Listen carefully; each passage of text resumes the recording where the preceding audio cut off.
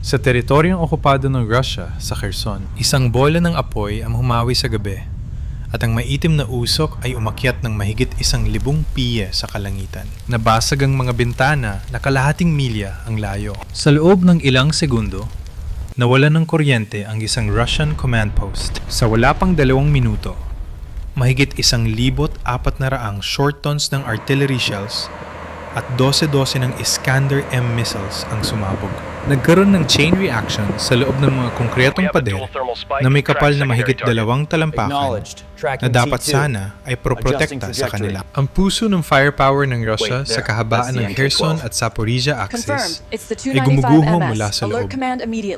Walang aircraft, walang cruise missiles. Isang 3-layer air defense fortress lang ang tinagos ng malinis, kaya hindi nito namalayan na napasok na pala ito. At para maintindihan kung paano naging impyerno ang isang ammunition depot na 52 milya sa likod ng frontline sa loob lang ng 100 at 13 segundo at kung paano nito yinanig ang supply corridor mula Crimea pa Hilaga. Kailangan nating bumalik ng eksaktong 72 oras bago nag-apoy ang kalangitan. 3 araw bago ang pagsabog, isang KH-11 reconnaissance satellite na umiikot ng halos 200 at 70 milya sa itaas ng mundo ang dumaan sa isang sakahan sa Kherson. Ayon sa mga pampublikong detalye, kaya ng sistemang ito na makakuha ng malinaw na imahe na sinusukat sa pulgada. Walang nakitang tangke o mga launcher sa litrato. Mayroon lamang 14 na bagong pinturang maputlang asul na bodega na nakaayos sa 2 perpektong hilera sa gitna ng bakanting bukid. Sa loob ng Military Intelligence Headquarters ng Ukraine sa Kyiv, napansin ng isang 29 na anyos na imagery analyst ang isang maliit na kakaibang detalye. Ang mga bubong ng bodega ay mas malamig ng 6 hanggang 7 degree Fahrenheit kumpara sa lupa sa paligid. Hindi ito anino. Ito ay thermal inertia, patunay ng makapal na konkreto at industrial-scale climate control na walang tigil na umaandar sa ilalim. Hindi ito imbakan ng butil.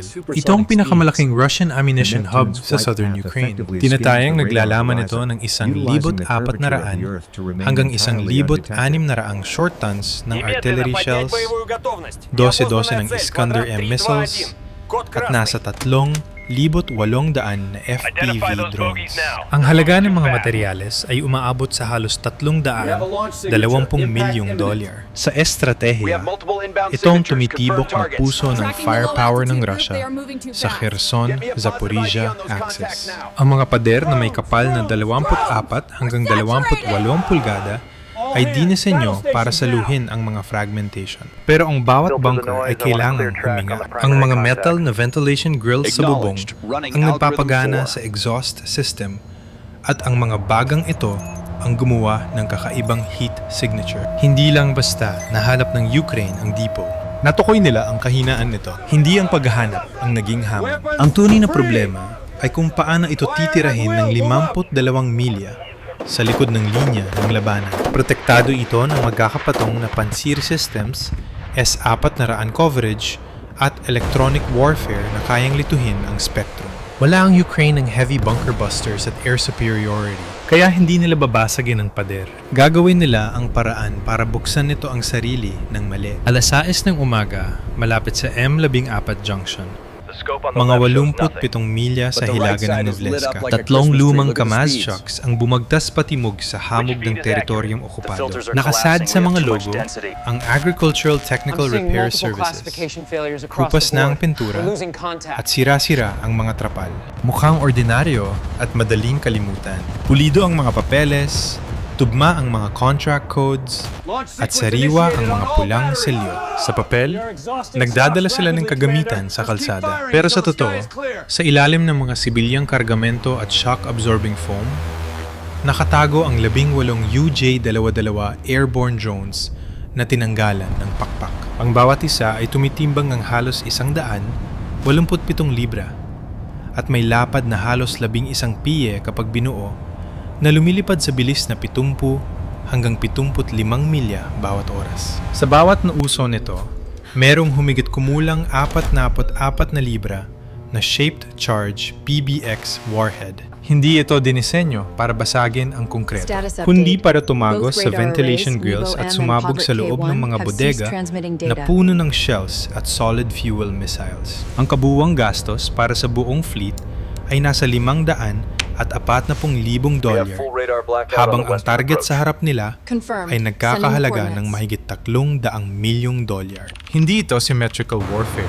Dito ay purong tactical na kalamangan. Sa loob ng 48 oras, nalampasan nila ang 5 Russian checkpoints. Malinis ang mga dokumento, matatas magsalita, at may manipis na sobreng may $300 na nakasingit sa ilalim ng mga resibo. Walang inspeksyon, walang nagbaba ng kargamento. Sa huling checkpoint, wala pang 20 metro ang layo, nagbiro pa ang isang sarhento tungkol sa mga lubak at pinalusot sila. Tuloy-tuloy na umusad ang mga truck ng tahimik. Dala ang pinakamalaking butas sa depensa ng Russia sa buwang iyon. 2:30 ng madaling araw sa gabi ng pag-atake. Sa isang pine forest na halos 41 milya sa hilagang silangan ng target, nagsimulang buuin ng 6 na Ukrainian technicians ang mga drones. Walang headlights, walang nagtataasan ng boses, tanging malabong infrared reflections lang ang makikita sa mga composite frames at metal fittings. Ikinabit ang mga pakpak, hinigpitan ang mga tornilyo, at ikinonekta ang mga baterya. Pinandar ang inertial navigation systems, kinalibrate ang mga cameras ang uso, at in-upload ang target coordinates gamit ang encrypted satellite links. Ang bawat drone ay may papel: decoy, primary strike, o hunter. Walang nag-usap tungkol sa pagkabigo, pero naintindihan ng lahat na hindi bababa sa sangkatlo ang hindi na makakabalik. 2:47 ng madaling araw, nagsimimulang umikot ang 18 electric motors. Mababa at steady ang tunog, halos nilamon na ng hangin. Isa-isang lumipad ang mga drones, umakyat sa itinakdang taas, at nanghiwalay sa 3 direksyon ng pag-atake. 6 na decoys ang umakyat sa halos 720 piye, nagbo-broadcast ng open navigation signals, at lumipad direkta patungong Novovka. Nakaprogram sila para ma-detect ng maaga hanggat maaari. 8 pangunahing attackers ang lumipad ng mababa, halos dumikit sa lupa sa taas na 130 piye. Naka-disable ang GPS at umaasa lang sa inertial guidance na sinabayan ng terrain matching visual algorithms. Ang huling 4 na hunters ay nanatili sa taas na 300 piye, lumilipad ng bahagyang mas mabagal. Naghihintay sila ng tamang sandali para tirahin mismo ang mga pansir batteries. Sa timog ng Kherson, nanatiling tahimik ang kalangitan. Walang sirena, walang tracer fire. Tanging 18 maliliit na tuldok ng liwanag ang sumusugod patungo sa bakal na kuta na balak nilang pagbuksan ng sarili nitong mga pinto. 3:02 ng madaling araw. Sa Russian Air Defense Command Post sa Novolaksivka, nakatayo si Lieutenant Colonel Dmitry Sokolov sa harap ng radar screen ng isang Pantsir S-1 system. Ang maputlang berdeng ilaw ay sumasalamin sa kanyang mukhang pagod pero alerto. 3 Pantsir units ang bumuo ng tatsulok sa ibabaw ng dipo.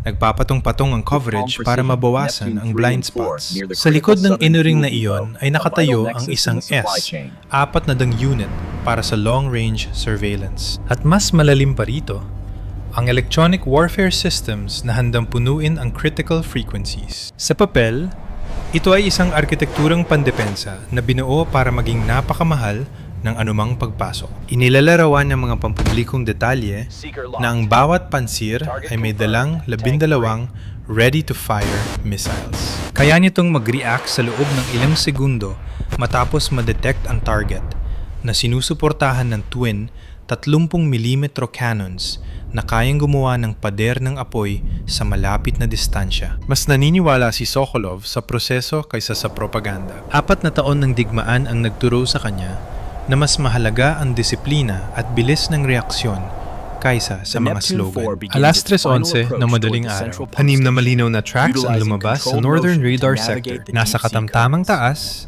at direktang papunta sa dipo. Hindi nagmadali si Sokolov na magpaputok. Nag-utos siya ng electro-optical confirmation. Ang infrared imagery ay nagpakita ng maliliit na target na mukhang drone. Mahina ang thermal signatures, Steady ang galaw at walang evasive maneuvers. Target confirmed, ulat ng radar crew. Inotorisan ni Sokolov ang missile engagement. Tinitipid ang bala ng kanyon para sa malapitan.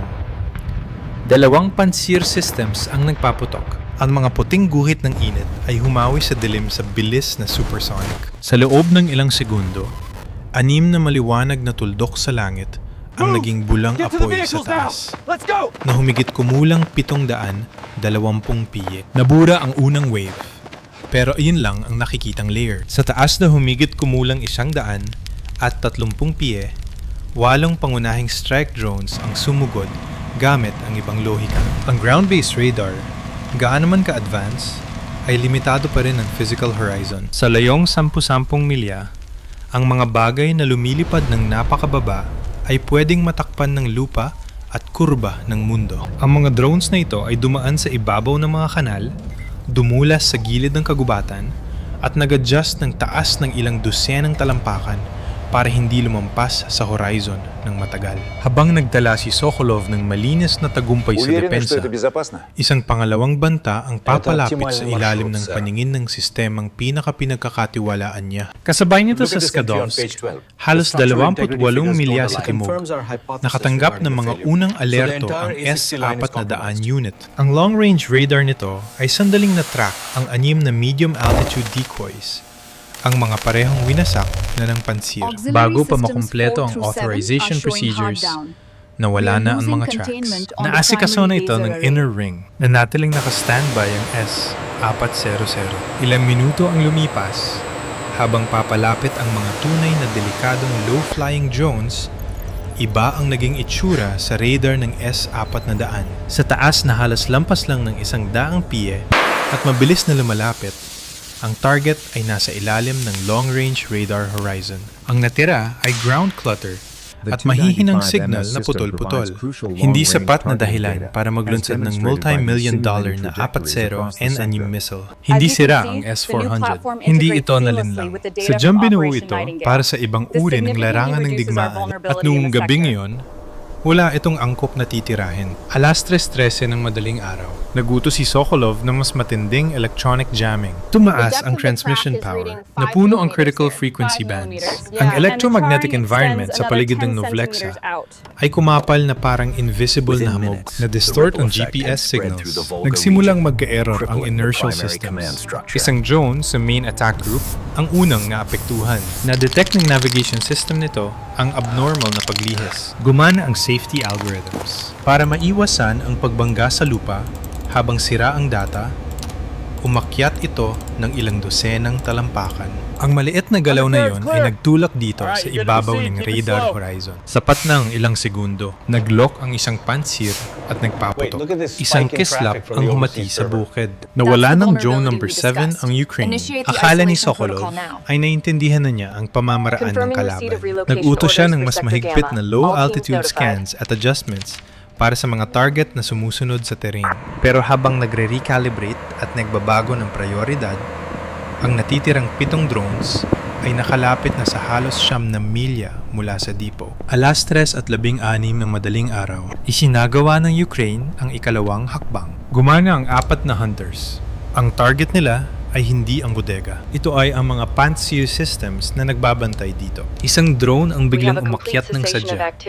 Pinalaki ang radar cross-section para magmukhang high-value object. Tumugon ang Western Pantsir na eksakto sa doktrina, lock at fire. Habang nasa guidance phase, ang fire control radar ay nakatutok ng husto sa direksyong iyon para masigurado ang tama. Sa sandaling iyon ng pag-lock, 2 drones ang sumugod paitaas mula sa ibang anggulo sa distansyang ilang daang yards lang. Huli na mag-react ang crew para lumipat sa 30mm cannons. Gumuhit ang tracer rounds sa gabi. Isang drone ang nawasak sa ere. Ang pangalawa ay nanatili sa direksyon at bumangga sa phased array radar assembly. Sumabog ang shaped charge sa impact. Itinutok ang enerhiya sa isang jet sa halip na ikalat ito. Tumugos ang tunaw na metal sa protective housing at dumiretso sa electronic core. Sa loob ng command cabin, nagkurap-kurap ng malakas ang radar screens. Tapos ay namatay. Hindi nadurog ang sistema, pero nawala ang pinakamahalagang function nito. ang kakayahang makakita at mag-lock ng targets. Nabulag ang isang node ng defensive triangle. Sa loob ng ilang dosenang segundo, hindi na perpekto ang tatsulok na coverage. Nagkaroon ng makitid na puwang sa overlapping zones, hindi sapat para ibagsak ang sistema. Pero sapat para makalusot ang mga drones kung tama ang tiempo. May kapalitang pagtama sa Pantsir. 2 hunter drones ang nawala. Isa ay winasak ng kanyon, isa ay isinakripisyo sa radar. Makitid pa rin ang puwang. Ang natitirang 2 hunters ay sumugod at nawasak din. Ang bawat pagsabog ay bawas na nakalkula na ng maaga. Kasama sa plano ang attrition na ito para mabuksan ang pinto. Kailangan ng kabayaran. Alas 3 at 18 minuto na madaling araw. Ang 7 natitirang main attackers ay nasa halos 3 milya na lang mula sa depot. Na-detect ang pagdami ng low-altitude tracks mula sa Hilaga at Silangan. Nag-utos si Sokolov sa 2 natitirang operational pantsirs na gumawa ng cannon fire curtain. Pinuno nila ang irin ng 30mm rounds para bumuo ng pansamantalang pader na bakal. Nagsalifat ang maliwanag na daloy ng tracer fire sa itaas. 3 drones ang sadyang umakyat ng bahagya. Inilantad ang sarili sa koridor na yon para hatakin ang putok. Isa-isa silang tinamaan at sumabog. Pero bawat segundong nanatili sila sa ere ay puwersadong hinati ang atensyon ng sensors at fire control ng air defense crews. Kaya hindi sila makapag-focus ng buo sa iba. Alas 3 at 11 ng madaling araw, 4 na huling drones ang natira na halos 1 milya na lang mula sa hilera ng bodega. Wala ng decoys, walang reserbang puwersa sa likod. 4 na composite airframes na lang ang humahawi sa dilim. Sagad ang electric motors para sa huling ratsada. Isang natitirang air defense unit ang nakakuha ng mahinang close-range track. Naganda ang crew na maglunsad ng missile. Pero masyadong mabilis, lumiit ang distansya. Missile ignition, acceleration, course correction. Lahat ay nangangailangan ng segundo. Isang missile ang pinaputok sa huling pagsubok. Pero sumabog ito ilang dosenang yards sa likod ng target. Huli na, alas 3 at 11 na minuto at 42 segundo ng madaling araw. Ang 4 na UJ-22 Jones ay hindi tumama sa konkretong pader. Tinaman nila ang mga baga o ventilation system. Ang una ay tumagos sa camouflage mesh at ventilation grills ng warehouse 3 at nahulog sa mga salansa ng 152mm artillery shells. Gumana ang micro-delay fuse sa loob. Itinutok ng shape charge ang enerhiya nito sa isang penetrating jet at sinindihan ang mga bala sa loob ng saradong espasyo. Ang pangalawa ay sumisid sa ventilation cluster ng Warehouse 7 kung saan ang mga Iskander-M missiles ay sumasailalim sa maintenance cycles. Ang pagsabog ay hindi gumawa ng agarang Hollywood flash. Ito ay isang siksik na suntok sa solid fuel at conventional warheads. Ang pangatlo ay tumama sa warehouse. 11 na puno ng karagdagang bala at auxiliary materials. Ang pang-apat ay sumablay ng ilang yards, tumama sa panlabas na pader at nag-iwan lang ng galos sa konkreto. Pero sapat na ang 3 pagsabog sa loob. Alas 3 at 11 na minuto ng madaling araw sa warehouse 3. Biglang tumaas ang pressure. Ang konkretong pader na mahigit 2 piye ang kapal na dinisenyo para labanan ang external fragments ay siya na yung nagkulong sa shockwave sa loob. Nagsimulang sumabog ng sunod-sunod ang artillery shells. Bumuka palabas ang mga pader. Ang mga tipak ng konkreto na tumitimbang ng daan-daang libra ay tumalsik at naging higanteng shrapnel na tumama sa mga katabing gusali. Sumunod na, nag-apoy ang Warehouse 7. Ang 12-dosenang Iskander missiles ay hindi sumabog bilang nuclear devices. Pero ang solid fuel at conventional explosives nito ay nagpakawala ng matinding enerhiya. Umangat ang bubong, tapos ay bumagsak sa apoy. Ang pangalawang pagsabog ay sumanib sa una at naging magkakasunod na shockwaves. Sa loob ng ilang sandali, halos 60 missiles at libu-libong artillery rounds ang sumabog sa isang chain reaction. Nagpakawala ito ng enerhiya na katumbas ng halos 8 short tons ng TNT. Isang fireball na mahigit 300 at 50 piye ang lapad ang sumabog sa gabi. Sapat ang temperatura para tunawin ang bakal at basagin ang reinforced concrete. Ang shockwave ay kumalat, palabas parang invisible na pader. Sa loob ng ilang daang talampakan, Sapat ang pressure para durugin ang mga sasakyan at ihagis ang mga katawan. Ang command post ni Sokolov na halos 500 metro ang layo ay nayanig ng matindi. Nabasag ang mga bintana, natumba ang mga kagamitan. Tumalsik siya mula sa pwesto at malubang na sugatan habang ang istruktura ay na-deform sa tindi ng overpressure. Ang defensive system na dati itinuturing na matibay ay naging pilipit at nagbabagang bakal sa loob ng bagyo ng apoy. Alas 3:47 na madaling araw, mahigit 40 milya sa Hilagang Silangan, nakita ng Ukrainian technical team ang usok na tumataas ng mahigit 1,000 piye sa itaas ng horizon. Nagpadala ang team leader ng maikling kumpirmasyon. Target destroyed. Exfiltration underway. Kinalunan, kinumpirma ng satellite imagery ang pinsala. Humigit kumulang 56 na Iskander-M missiles ang naubos. Mahigit 1,400 ang short tons ng artillery ammunition ang sumabog. Libu-libong FPV drones ang nasunog. Hindi bababa sa 2 Pantsir systems ang disabled o malubang na pinsala. Ang tinatayang pagkawalan ng materyales ay lumampas sa $300 milyong. Iyan ang tunay na arithmetic ng pagkawasak. Ang tagumpay ay wala sa panig na may mas maraming armas, kundi na sa panig na tumutukoy at tumitira sa tamang kahinaan. Ngayon, ikaw naman ang mag-isip. Kung ikaw ang Russian commander na nawalan ng mahigit $300 milyong sa loob ng wala pang 2 minuto, ano ang gagawin mo para protektahan ang susunod na dipo? Kakapalan mo ba ang air defense ring? Paigtingin ang electronic warfare? Ikakalat ang mga bala sa mas maraming maliliit na lugar? O babaguhin mo ng tuluyan ang disenyo ng rear area logistics? Isulat ang iyong plano sa comments. Ang susunod na labanan ay magsisimula sa debateng ito.